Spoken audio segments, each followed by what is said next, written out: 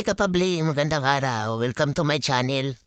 Ngayon na araw, meron akong isi-share, ituturo sa inyo kung paano magkabit ng water heater single friend. Kung nakikita niyo mga kapabli, yan yung papalitan natin ng water heater. Yan, single friend dahil hindi na gumagana.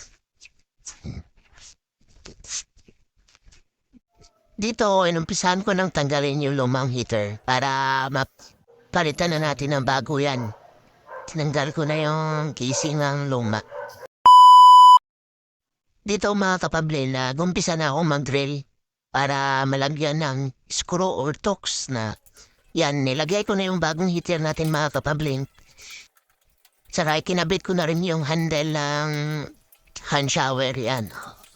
Kita.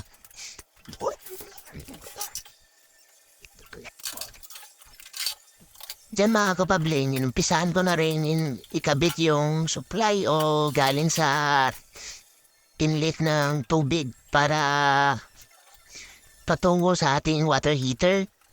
At saka kinabit ko na rin yung flexible hose.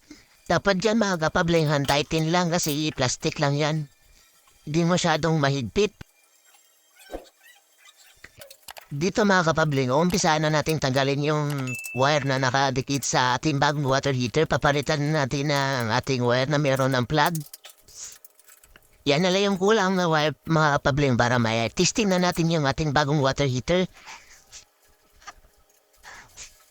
Dapat mga kapable, make sure nyo kung magkabit man lang kayo na wire, dapat meron siyang ground. Dahil yun yung recommended na wire para sa ating single point water heater.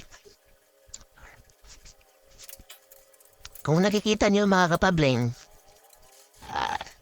huwag nyo masyadong hawakan sa gitna yung ating single point water heater kasi sensitibo po yung PC at heating element niya. Ayan, ikinabit ko na yung water heater natin at saka hinigpitan ko na yung screw. Saka nilagyan ko na yung cover ng ating water heater. Saka dyan, tinisting ko na yung ating water heater mga kapabling. In-adjust ko na yung knob.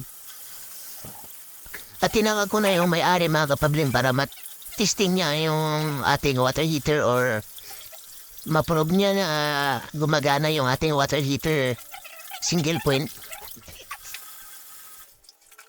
Yan mga kapabling, natapos na. Dito mga kapabling, natapos na natin ikabit yung ating bagong water single point.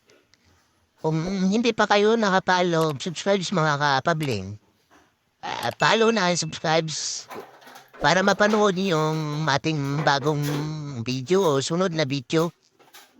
Para updated kayo sa aking video mga kapabling.